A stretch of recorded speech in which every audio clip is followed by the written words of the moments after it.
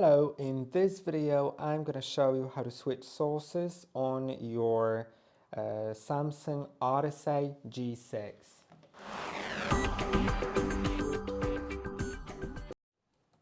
If you have multiple monitors plugged in, you can switch sources, and to do it you should click on the button on the back. There's a button and you either just click on it and then turn it to the left.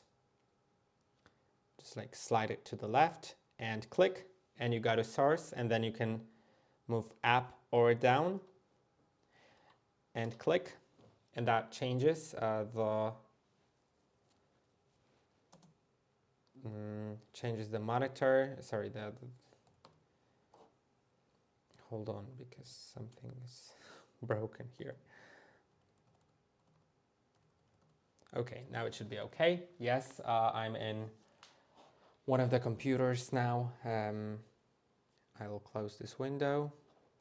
And now if I want to switch, I could either press again on the button or just turn it to the left, and it displays the source selection without me needing to press additional buttons. Now let's go to DisplayPort, and that is basically it. I hope that this video was helpful. Don't forget to like and subscribe, and I'll see you in the next one.